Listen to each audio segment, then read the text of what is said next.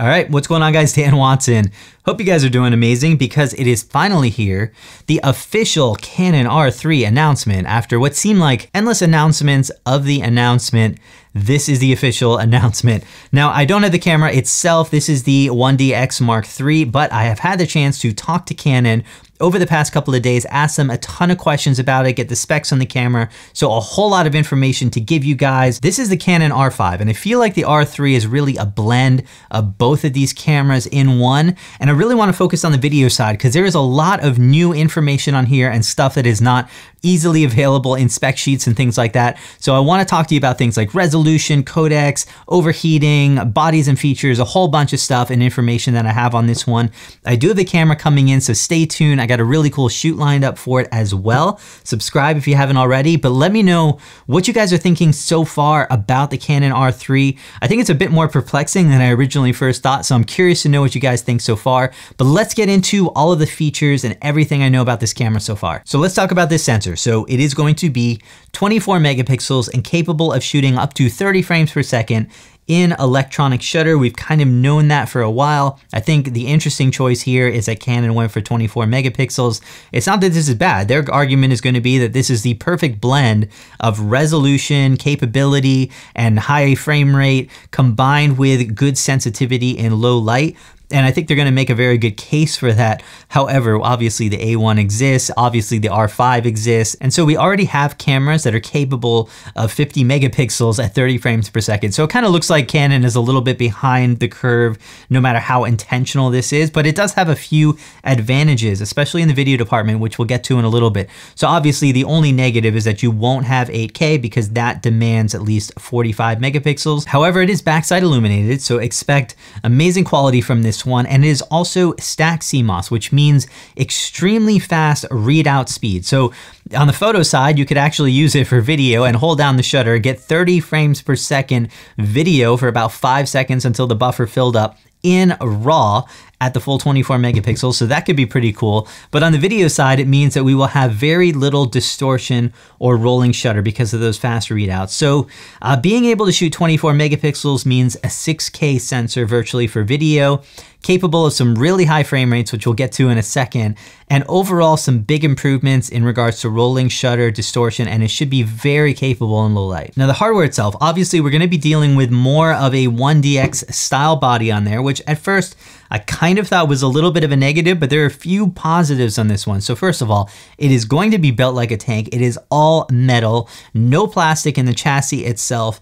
Also extreme dust and moisture resistant. So if you take this into some extreme temperatures or environments, it is going to be the best camera for holding up in those areas. Also, it is a bit smaller than the 1DX, mostly on this height because it doesn't have this huge hump right here, but also a little bit trimmed down in a few areas. But more importantly, it is way lighter, to the point where I first thought this was a typo.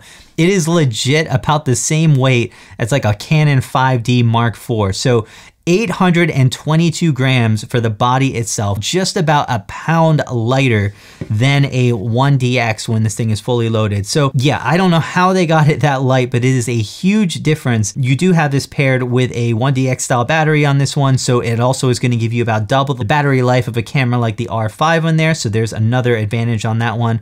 And also, another thing you might overlook is that Canon RF lenses, a lot of them, are very fat. And so oftentimes if you've got a big plate on the bottom of these lenses will actually come in contact with those. So I find myself either having to space these cameras up in order to hold a plate or to get these on gimbals, or I have to actually put a battery grip on the camera itself to make them work. So with the Canon R3, it is nice to know that you can just throw a long plate on those things and virtually every lens is gonna fit on that without having to put a spacer on that. Also, we have a brand new screen. It is 3.2 inches, the same size as the R5, also articulating just like the R5. However, this is a higher resolution screen, 4.15 million dots, which I think is the highest resolution screen I have seen on a camera like this. So that's really cool. We also have a new OLED viewfinder capable of 120 frames per second.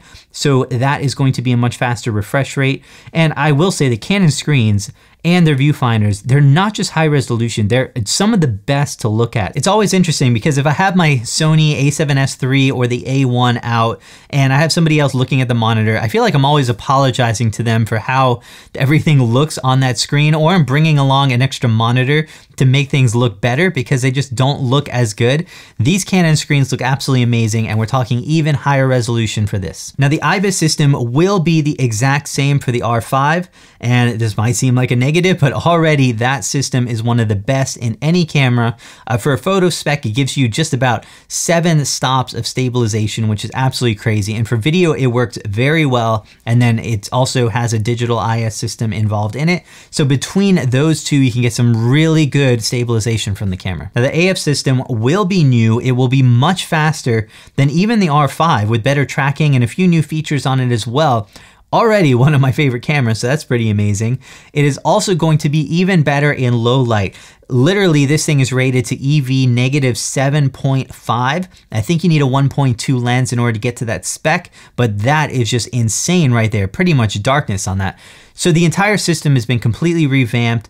Basically, subject recognition, IAF, all the detection between everything has been built in to all of the other modes. So basically, if you select a zone and the camera sees a face or an eye inside of that zone, it will automatically switch to your eye performance or something like that to get the best autofocus performance inside of that zone. You can always turn all of this off, but that's how it's gonna work in default. So I'm crazy excited about this. This is probably gonna be one of the best, if not the best, autofocusing cameras on the market. All right, so now for the fun part, resolution and frame rates. So this camera can actually record 6K up to 60 frames per second and 4K up to 120 frames per second. But let's break that down a bit. So 6K is going to be raw only. So you cannot actually shoot 6K in like IPB or all-I or anything like that. It will only be 6K raw. So keep that in mind. Now raw is going to be up to 2600 megabits per second, or in raw light, you'll be able to get 1800 megabits per second. So get those memory cards ready for that one. Now in 4K, you will have both DCI and UHD, which I think is just like the R5, but it probably deserves some praise in and of itself because a lot of Sony cameras can't even shoot DCI. There are actually a few cameras that don't shoot 4K DCI, so that's awesome to have. Now 4K will be up to 60 frames per second in all-I or IPB, up to 1000 megabits per second on that one. They do have some lower bitrate versions on those as well. Plus, all 4K modes up to 60 frames per second will be oversampled from the 6K sensor. So that means absolutely stunning 4K quality on that one. It also means that we can get an APS-C crop, which will be a full pixel readout on that one. So again, 2 different options on there, either oversampled 4K in full frame, or you can get a pixel to pixel readout in crop mode APS-C. Now both of those are going to be available at 60 frames per second, or if you want to jump to 120 frames per second in 4K, you can. However, it will mean that you can only record in all-I for whatever reason, and that is going to be 1800 megabits per second in that all-I mode, which means if you want to shoot 4K at 120, you definitely need to start saving up for some memory cards. Now, an interesting thing is that 10-bit video is, just like the R5, going to only be available in HDR PQ or Canon log. You will not be able to shoot 10-bit video in the standard profile. And I say that because I'm somebody who sometimes likes to shoot with some of the modified standard profiles. I can get a good look out of those, and in some cases I like to shoot on those. And you can't actually shoot 10-bit unless you're shooting log or HDR PQ, which is kind of a negative. However, both of those are going to be 422 10-bit, which is awesome, except that they're 422 10-bit H.265, and a lot of computers don't play that back very well. I do wish Canon had the option for 10-bit 420, which plays back a whole lot better on most computers out there, and honestly looks absolutely fine. As long as we have 10-bit, that is the most important on that one. It will also be available on all of the different frame rates and resolutions on that one. So in every option, you can record 10-bit on that one, or RAW in 6K, which is really, really cool. On the plus side, we do finally have unlimited video recording. And I know there are a ton of you that'll probably go out and buy the camera just because of that, because we have not had it on cameras like the R5 on that one. So yes, now you can record unlimited video until the card is full or you overheat. And we do have some overheating guidance on this one. So this is really cool. So this camera is finally giving us 2 camera off temperatures. So you have your standard temperature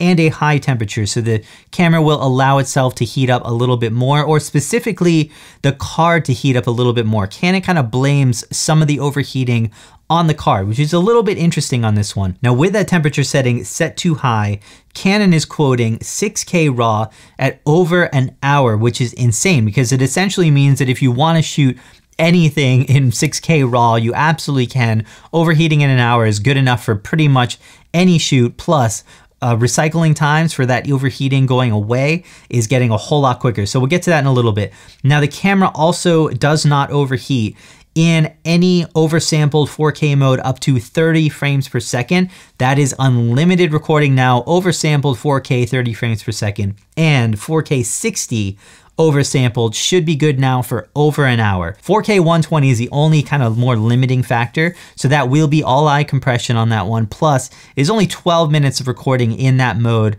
until the camera overheats. Now, if you do turn off the camera, Canon says that you will, in 5 minutes, gain back 5 minutes of recording on it, which basically means in 5 minutes time, you're getting about half the recording, almost half the recording back of that camera. And that seems to pan out in all of the modes. So basically in 5 to 10 minutes, you've gained back about half of the ability to shoot on these cameras, which is really good and so much better than the Canon R5. So definitely big improvements over there. Also, there is no spec for this. Canon didn't say, but I'm almost positive the 4K 60 crop mode is going to basically be unlimited recording because there's no oversampling going on in that one. It will basically be a full pixel readout. So the R5 did a great job handling that APS-C mode, and I fully expect this one to do it. So unless you really need 6K RAW, overheating is not going to be an issue on this camera, and even in 6K RAW, you have plenty of time. Now, just like the Canon R5, the camera will have both CFexpress, which I love,